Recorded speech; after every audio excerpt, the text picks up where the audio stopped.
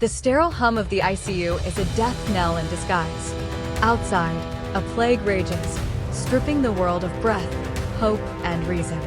Inside, your child, fevered and gasping, clings to life by a thread, hooked to the last available ventilator. You are a doctor, a parent, a witness to a world collapsing. The decision isn't just about medicine, it's about the very fabric of your soul. But then, a new patient arrives, rushed in, barely conscious. Dr. Eris Thorne, the brilliant virologist, the one whispered to be on the verge of a cure. He too needs that ventilator. His fading eyes meet yours, a silent plea for existence, for the billions he might save. The room shrinks, the air grows thick with unspoken despair.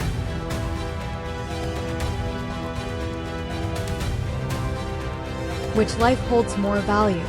Your blood, your future, or the future of billions? Can you condemn humanity for love, or sacrifice your own flesh and blood for the greater, colder good? 10, 9, 8, 7, 6, 5, 4, 3, 2, 1. This isn't merely a trolley problem. It's a visceral, deeply personal test of human wiring. The raw, primal instinct to protect one's offspring clashes head-on with the utilitarian ideal. Your brain screams child, your moral compass falters, caught between individual anguish and global salvation. The aftermath, regardless of choice, leaves an indelible scar. The weight of responsibility, the phantom touch of a missed opportunity, or the echo of a child's last breath. Either path leads to a hell forged by your own hands. This dilemma doesn't just ask what you would do, it asks who you truly are, beneath the veneer of civilization. The gleaming tower pierces the skyline, a monument to your genius, ready for its grand opening. The zenith, they call it your masterpiece. But in the quiet hours of the night, reviewing the final schematics, a chilling truth emerges, a critical structural flaw, overlooked, hidden, guaranteed to cause catastrophic collapse in 3 years, killing thousands. To reveal it means public disgrace, career ruin, your family's name dragged through the mud, their future shattered. You could try to orchestrate a minor, non-fatal incident to delay the opening and secretly fix it, but the risk of immediate exposure is immense, and the cost still devastating.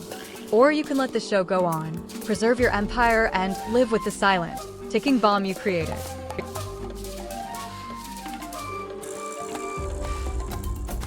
Do you become the architect of disaster, living with a silent death sentence for thousands?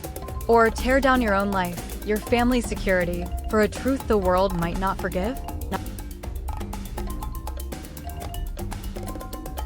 10, 9, 8, 7, 6, 5, 4, 3, 2, 1. This dilemma pits self-preservation against the collective good, but with a unique twist.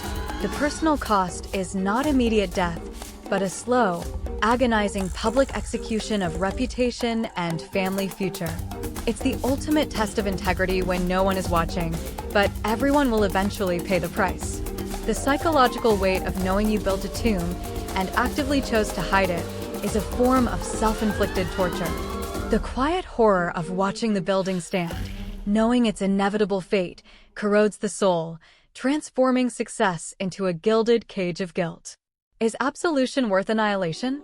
As a renowned investigative journalist, you've dedicated your life to truth.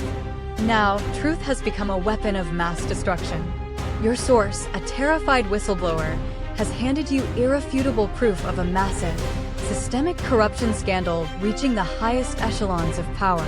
Its exposure would undoubtedly trigger civil war, tear society apart, and plunge the nation into chaos. But the whistleblower demands immediate publication, threatening to release it themselves if you hesitate, knowing their life hangs in the balance. You can publish, unleash the truth, and watch the world burn. Or you can suppress the story, betray your source, who will surely disappear, maintaining a fragile, corrupt peace. The weight of a nation's future rests on your conscience.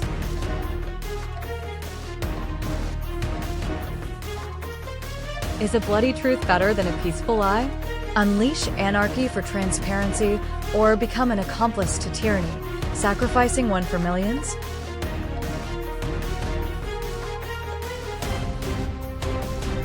Ten, 9, 8, 7, 6, 5, 4, 3, 2, 1. This scenario explores the agonizing responsibility of information gatekeepers.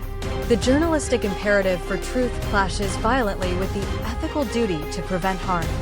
It forces a chilling calculation. Is the collapse of a corrupt system worth the immediate human cost of civil unrest?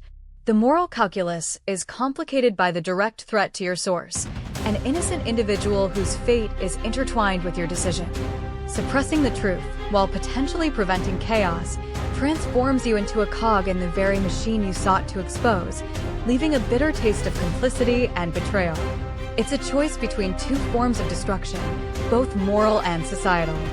After the dust settled, you became the sentinel of humanity's last hope. Deep underground, in a self-sustaining vault, you guard the genetic material, the seeds of future life, for when the surface is once again habitable. Resources are finite, enough for you and the samples for a century. Then, the impossible, a dying group of survivors, ravaged by the apocalypse, reaches your bunker. They beg for entry, their faces etched with desperation, promising not to be a burden.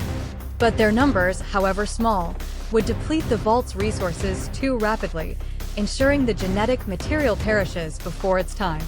Opening the gates means condemning humanity to ultimate extinction. Keeping them closed means letting the last desperate cries of your species echo into oblivion.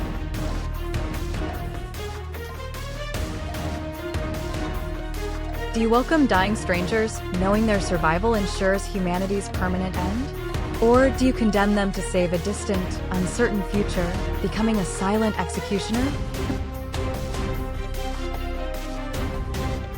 10, 9, 8, 7, 6, 5, 4, 3, 2, 1. This dilemma strips away all pretense of civilization, forcing a decision between cold, calculated logic and raw, desperate empathy. It highlights the profound conflict between the individual's desperate plea for life and the collective, long-term survival of a species. The burden of being the sole arbiter of humanity's fate is immense, transforming you from a guardian into a reluctant god. The psychological toll of turning away your own kind, of witnessing their demise while holding the key to their temporary salvation, would be an unbearable cross to bear, even if the right choice is made for the greater, colder good of future generations. Can you be humanity's savior by being its executioner?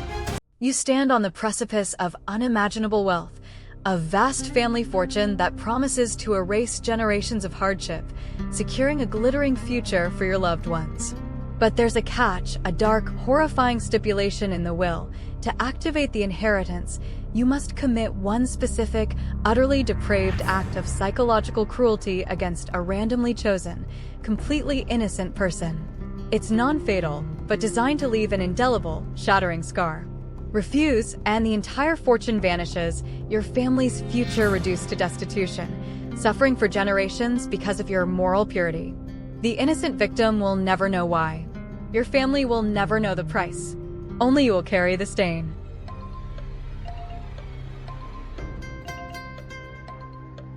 Do you inflict unimaginable pain on an innocent for your family's prosperity? Or condemn your lineage to poverty, upholding a moral code no one will ever know you kept?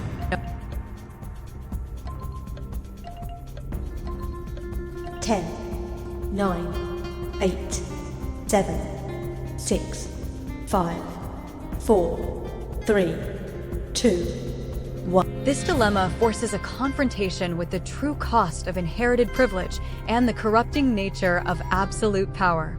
It explores the depths of moral compromise, asking whether the protection and prosperity of your bloodline justifies an act of pure, unadulterated evil against a stranger.